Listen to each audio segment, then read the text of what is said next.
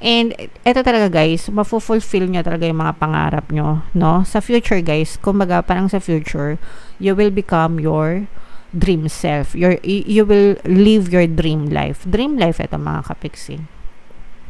So, kung ano yung pinapangarap mo lang dati, yung mga iniisip mo lang dati na sana ganito, sana ganyan, yung mga pinagdadasal mo lang dati, in the future guys, talagang mapupunta ka dyan sa status na yan.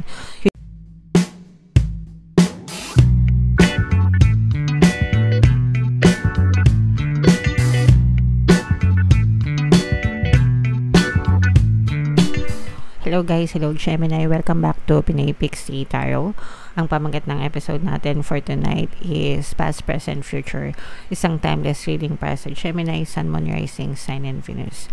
General reading lang guys, pwede mag-resonate, pwedeng hindi, pwedeng positive, pwedeng negative. Shuffle ko to guys, hanapin ko yung energy ng Gemini.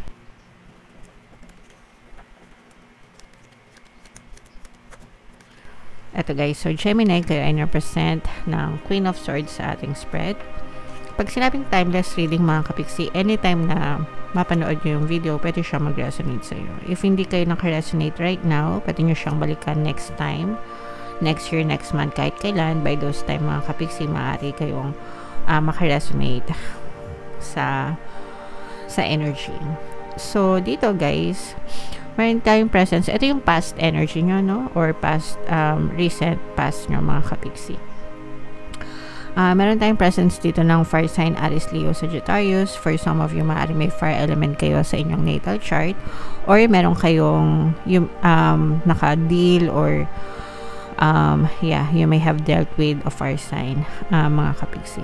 So, dito guys, nakita natin yung parang medyo naging roller coaster yung inyong buhay sa inyong recent past. Marami kayong mga emotional pain, mga heartaches, marami kayong pagsubok, no? Na na-experience sa buhay nyo, mga challenges, pagsubok, ganyan, mga kahirapan. And dumating din kayo sa point na kahit anong sipag at tiyaga nyo, mga kapiksi sa buhay, parang feeling nyo walang nangyayari sa sitwasyon nyo, hindi kayo nagkakaroon ng changes, hindi nagkakaroon ng pagbabago.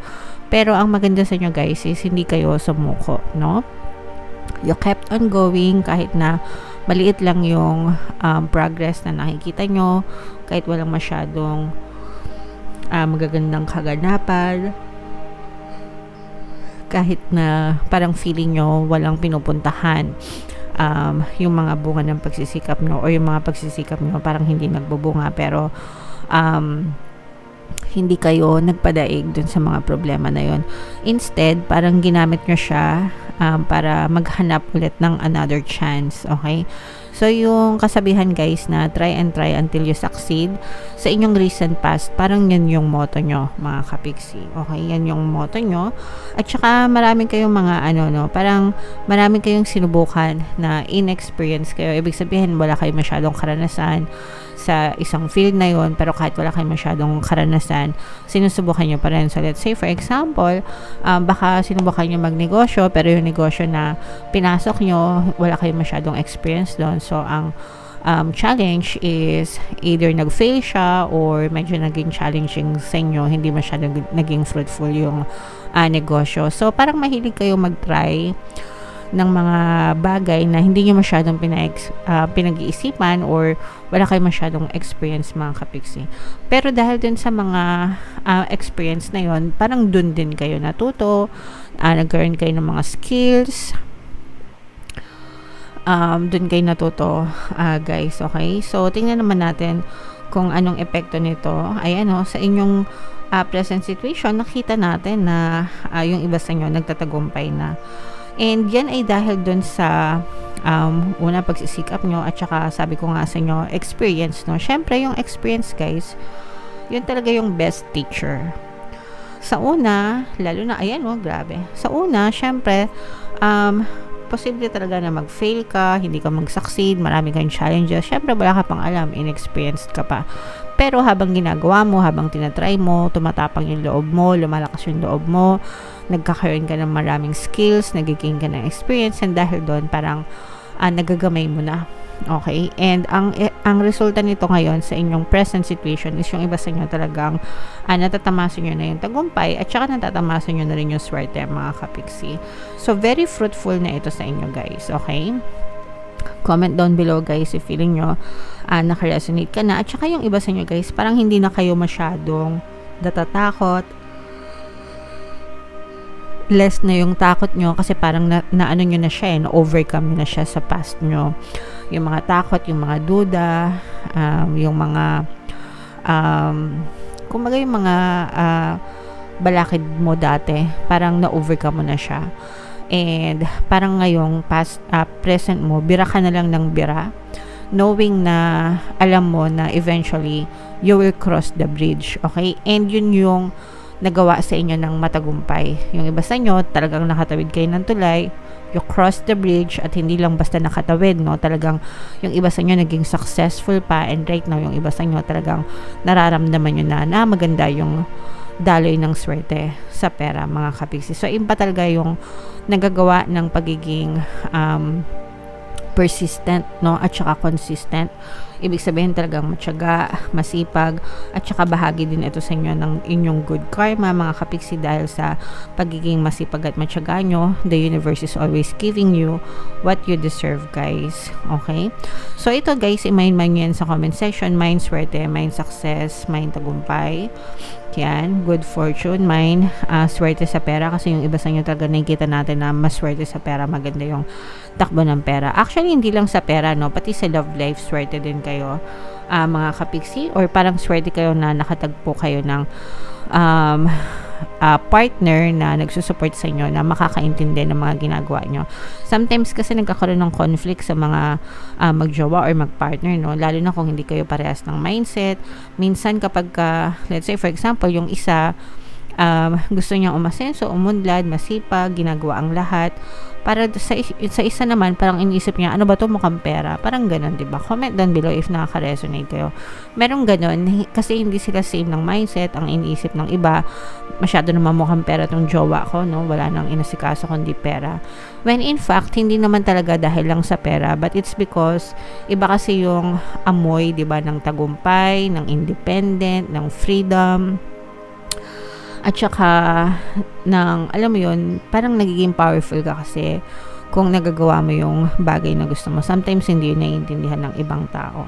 So parang yung ibang partner nagkakaroon ng conflict sa ganun. Pero kayo, guys, mapalad kayo na nakatagpo kayo ng somebody na naiintindihan kayo. Same wavelength, ganyan. And sinusuportahan ka rin. So i-mind mo din yan. Swerte sa partner, mga kapiksi. And in the future, guys, nakikita natin na parang mas very chill and mas very relaxed ka na lang. Parang ang hahanapin mo naman sa future is kung ano ba yung true purpose mo. Kumbaga, na-achieve mo na yung tagumpay, na-achieve mo na yung swerte.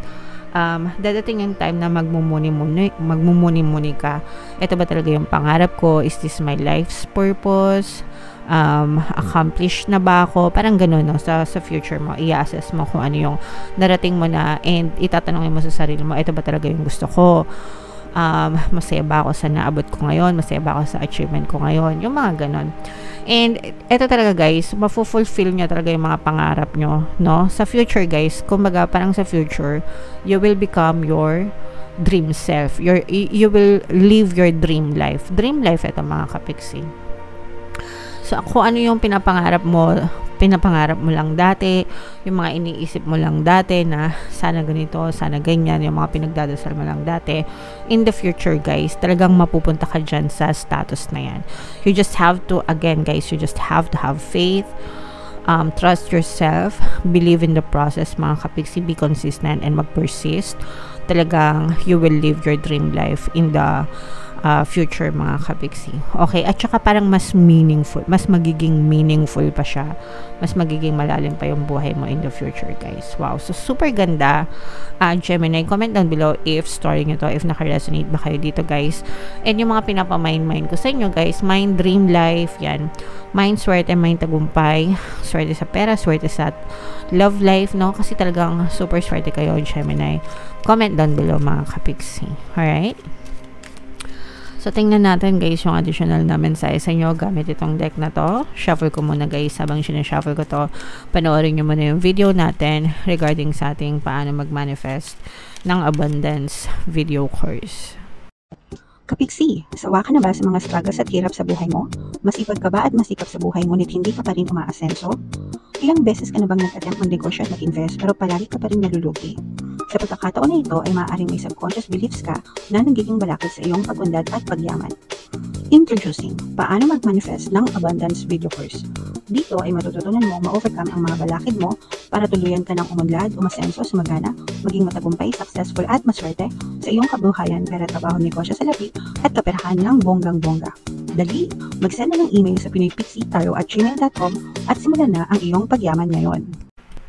Alright, so sa lahat ng gusto mag-avail ng course guys, yung promo natin for July, magbibigay ako ng 500 pesos na discount until July 31 guys. So i-avail nyo na, sobrang ganda talaga.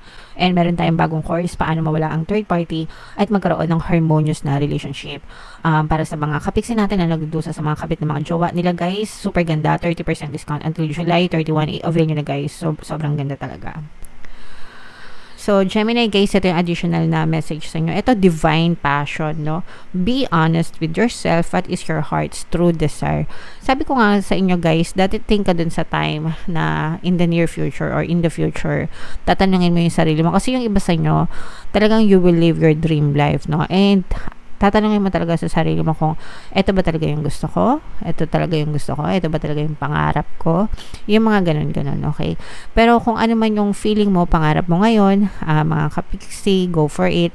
Kasi yung pangarap, yung dreams, yung mga goals natin, yung mga desires natin, pwedeng nagbabago naman yan eh. Through time, di ba?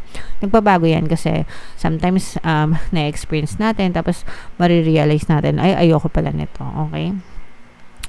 Tapos, dadating ka dun sa time na iba naman yung gusto mong gawin. Okay? So, and that's fine. Ang importante is, kung ano yung gusto mo ngayon, gawin mo. Okay? Kung meron ka rin lang naman na pagkakataon. Alright?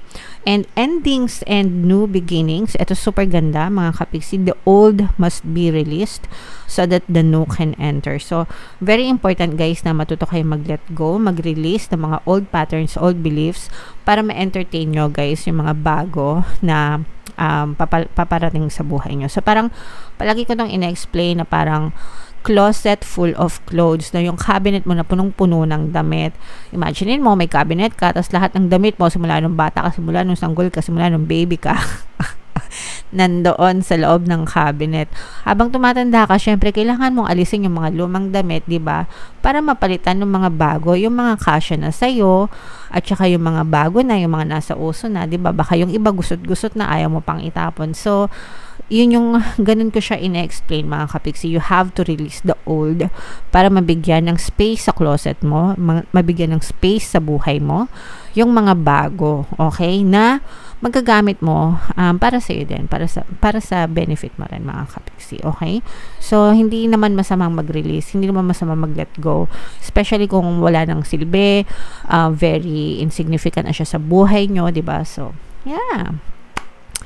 Alright, so comment down below, Gemini, feeling nyo naka-resonate kayo. If story nyo ba to guys, comment down below. And yung mga pinapamind-mind ko sa inyo guys, ng mga blessings, mga swerte, no? I-mind-mind nyo na yan guys sa comment section.